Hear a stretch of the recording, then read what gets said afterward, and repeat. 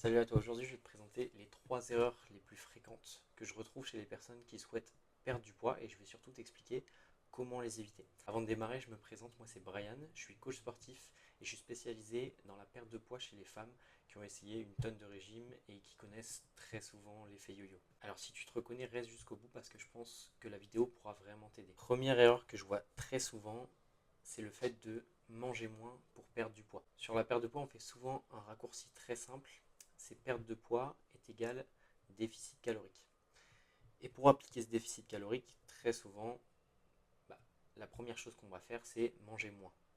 Et je vais t'expliquer pourquoi ça peut être une grosse erreur. Déjà, le fait de simplement vouloir diminuer les quantités, ça va provoquer certaines carences. Donc des carences en vitamines, minéraux, mais aussi un manque de protéines. Et les protéines, ça va être primordial pour être en bonne santé. Et ça, peu importe ton objectif. Et la perte de poids n'y échappe pas du tout. Je vais t'expliquer. Le fait de consommer moins de protéines va t'empêcher de construire de la masse musculaire.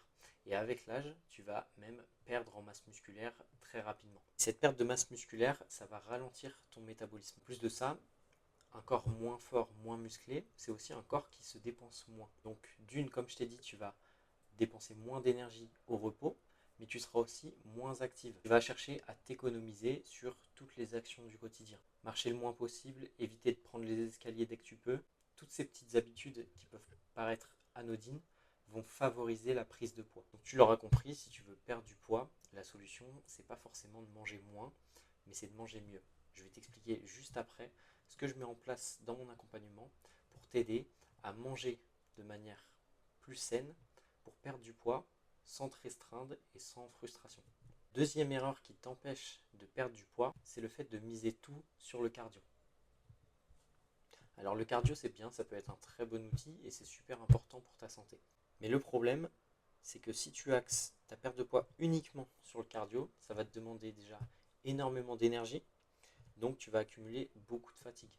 Qui dit beaucoup de fatigue accumulée, dit une dépense énergétique au quotidien diminuée, parce que tu vas chercher à récupérer le plus possible.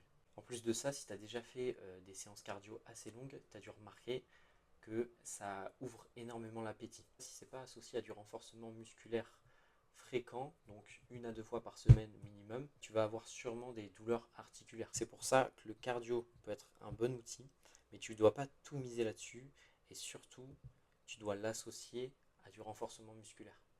La troisième erreur, est sûrement la plus importante, qui t'empêche de perdre du poids, et j'ai envie de rajouter de manière durable, c'est de rester concentré uniquement sur ton objectif final. Si tu as pour objectif de perdre 10, 15, 20 kilos ou même plus, bah on est d'accord, ça va te demander plusieurs mois. Donc ça va être un objectif sur le moyen terme. J'ai même envie de dire sur le long terme. Et ça devrait être une priorité au moins sur toute ton année. Pas seulement pour perdre le poids, mais pour trouver un mode de vie qui te permettra de maintenir ton poids idéal. Donc maintenant qu'on a vu que cet objectif allait te demander plusieurs mois, voire même plusieurs années, il va falloir trouver un moyen de tenir sur le long terme.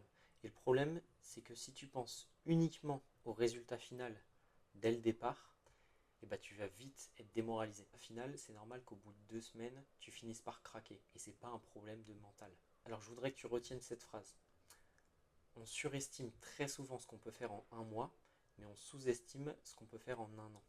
Donc là, je t'ai énuméré les 3 grosses erreurs qu'on peut faire sur une perte de poids. Et c'est pour ça que moi, avec la méthode Reset métabolique que j'applique chez mes clientes, on se concentre sur 3 piliers fondamentaux que j'appelle les 3 R. Le premier, ça va être la répartition de tes aliments. On va restructurer toute ton alimentation pour que tu puisses manger à ta faim, sans frustration et sans te priver de quoi que ce soit, mais tu vas pouvoir apporter à ton corps tout ce dont il a besoin et l'aider à perdre du poids. Pour t'expliquer rapidement la méthode au niveau de l'alimentation, j'utilise une méthode que j'ai appelée 4 x 1. Sur chacun de tes repas, tu vas essayer d'appliquer 4 éléments bien différents.